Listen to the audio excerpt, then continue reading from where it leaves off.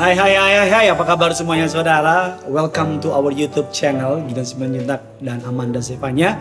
Saya berdoa agar YouTube channel ini boleh menjadi kerinduan saudara setiap pagi untuk mencari kebenaran firman Tuhan, merenungkannya, dan sama-sama memuji menyembah Tuhan dan berdoa untuk menjalani hari-hari ke depan. Kami percaya bahwa ketika kita mengandalkan Tuhan, maka apa yang kita perlukan dalam hidup ini akan Tuhan Yesus sediakan. Cari dahulu kerajaan Allah dan kebenarannya, maka semuanya akan ditambahkan.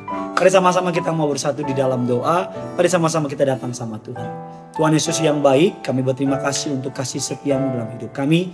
Kami mau siapkan hati kami sambut kebenaran firman Tuhan. Namun terlebih dahulu kami mau memuji Engkau, menaikkan penyembahan kami kepadamu. Berbicara atas setiap kami Roh Kudus, pakai mulut hamba-Mu untuk boleh menjadi berkat, urapi jemaat-Mu untuk mereka bisa mengerti dan diberkati oleh firman Tuhan.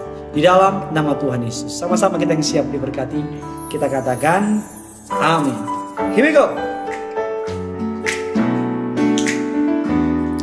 Mari sama-sama kita datang sama Tuhan. Yuk bangkit berdiri. Atau kalau saudara lebih nyaman untuk duduk, go ahead. Yang penting kita mari sama-sama memuji, memuliakan nama Tuhan. Mari sama-sama. Abba, ku panggil Engkau ya Bapa. Nama terindah di dalam hidupku, lebih dari segalanya. Abba, ku panggil Engkau ya Bapa. Kau layakkan aku jadi anakmu, memanggilmu Yesus. Lebih tinggi dari langit, begitulah kasih Bapa. Lebih dalam dari lautan, Engkau mengasihiku.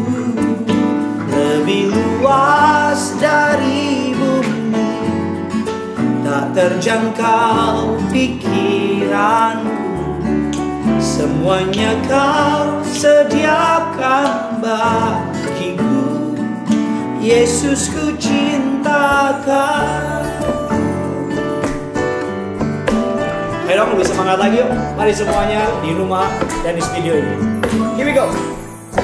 Abba, Abba,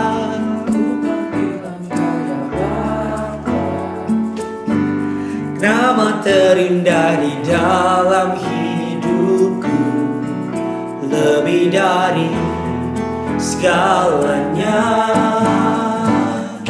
Abba, ku panggil Engkau ya Bapa. Kau layakkan aku jadi anakmu, memanggilmu Yesus.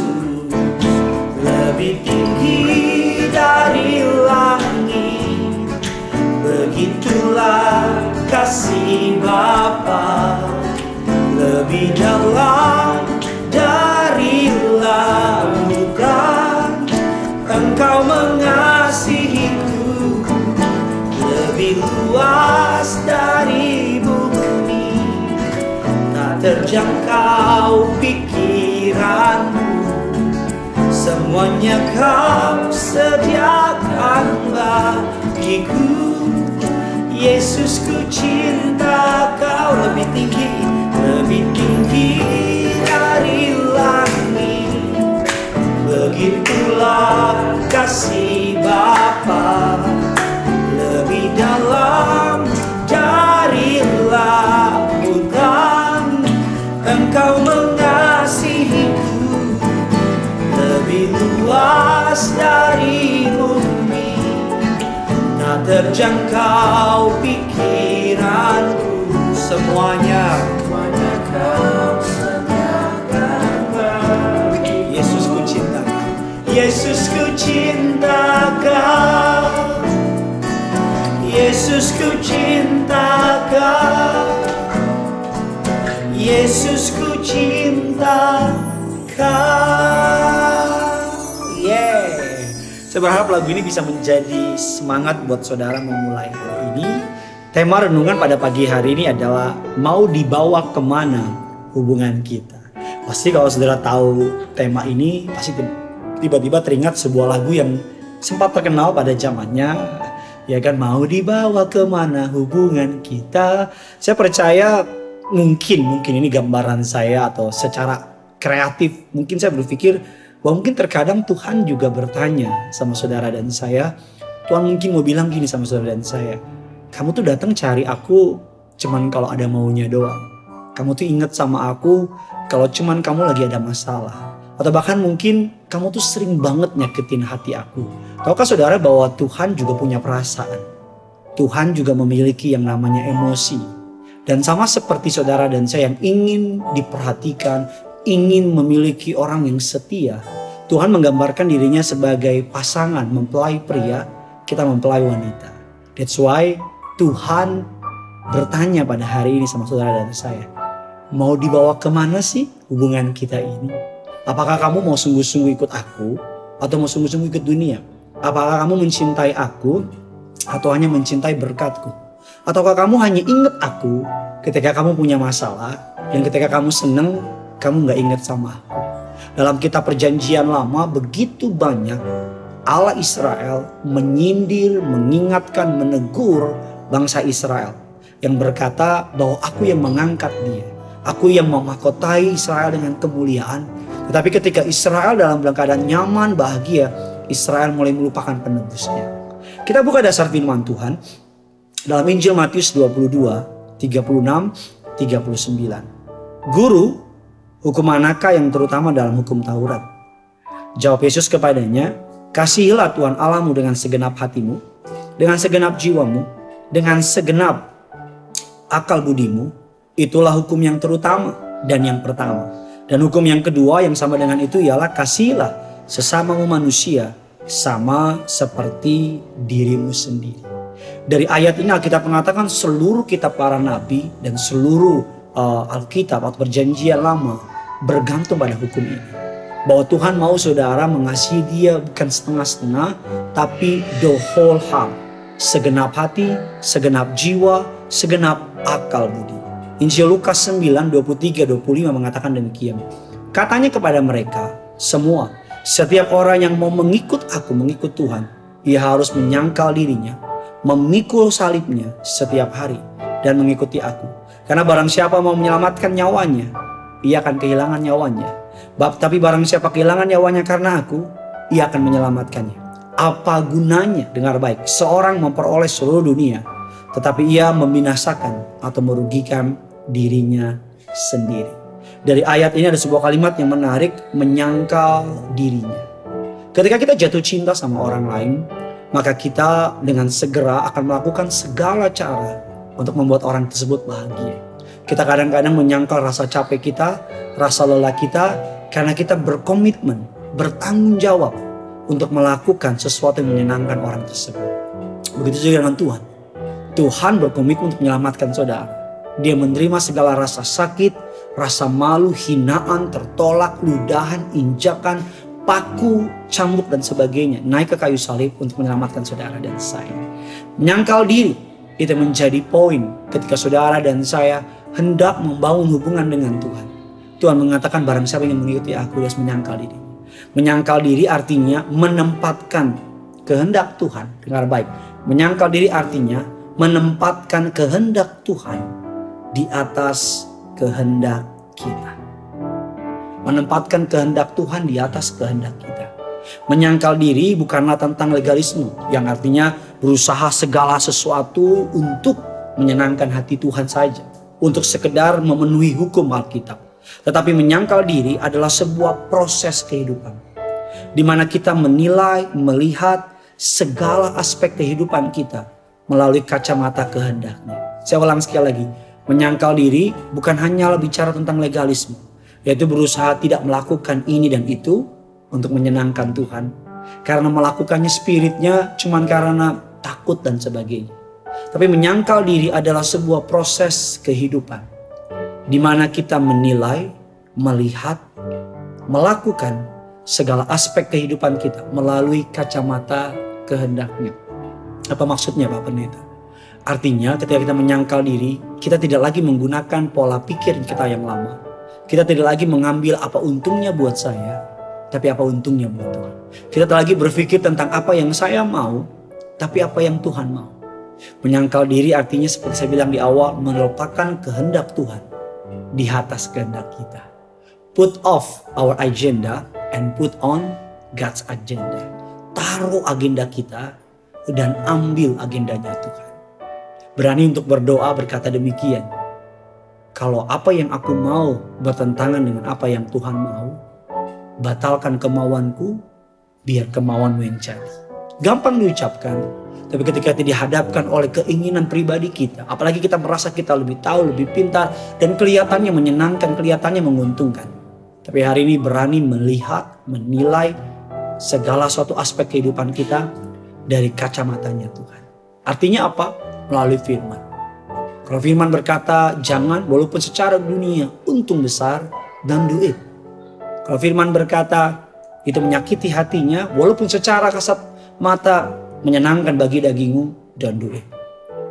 Cara iblis mengganggu hubungan kita dengan Tuhan, seringkali dia memberikan kita kesibukan, atau bahasa terkenalnya distraction, pengalihan perhatian. Dia membuat saudara dan saya teralih. Iblis nggak datang dengan muka yang menyeramkan sehingga kita takut apa gimana. Tapi iblis akan kasih kita pekerjaan, job. Dia akan kasih kita mungkin pelayanan yang begitu banyak.